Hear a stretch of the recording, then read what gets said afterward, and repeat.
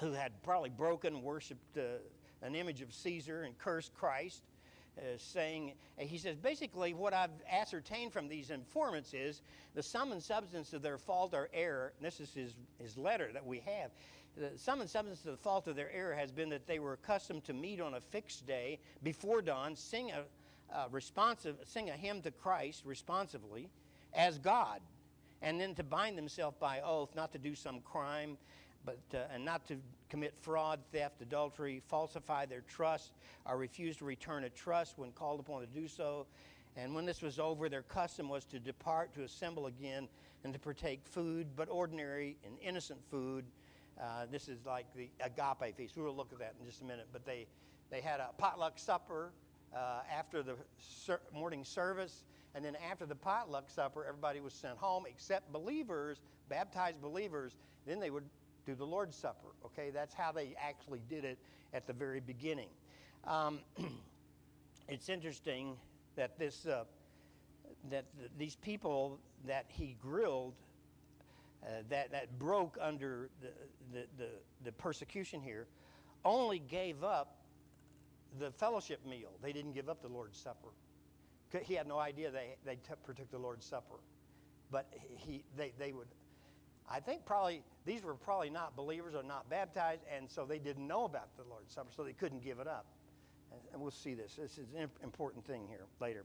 So you have this letter of plenty, one of the first things, and then you have the Didache, the oldest surviving handbook of church discipline.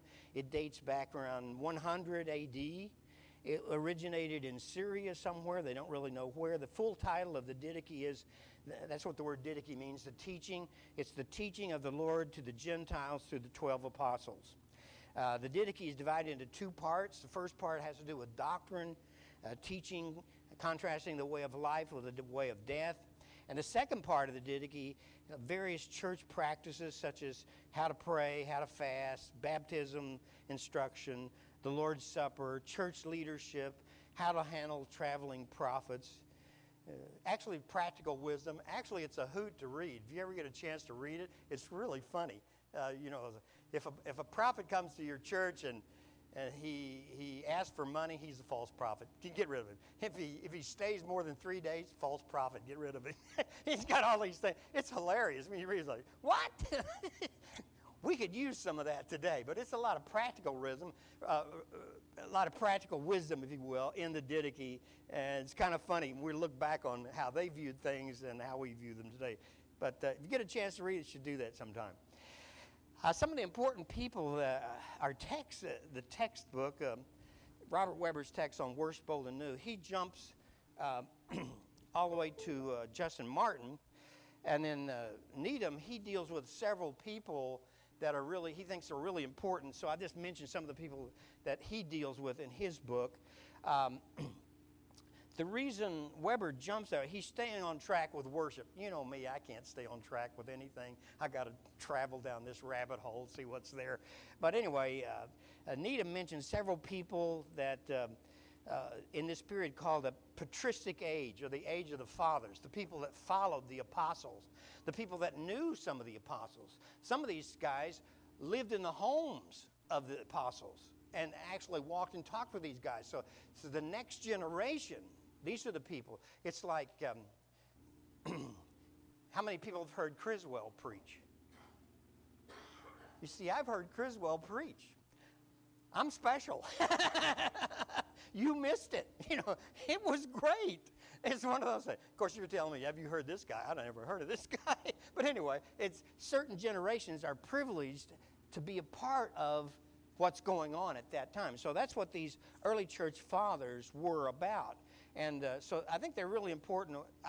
You can do too much with church fathers, like the Greek Orthodox Church, but I think we do too little.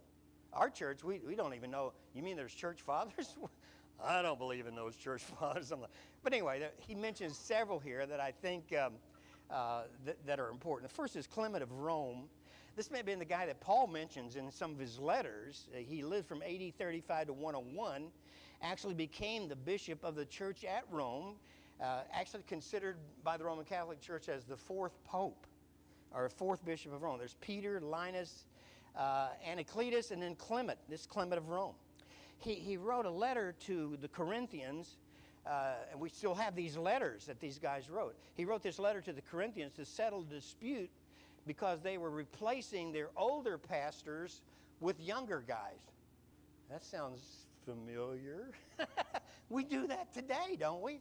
I mean, Job goes to a church over here in Enid, and the cutoff was 40 years old. What is that?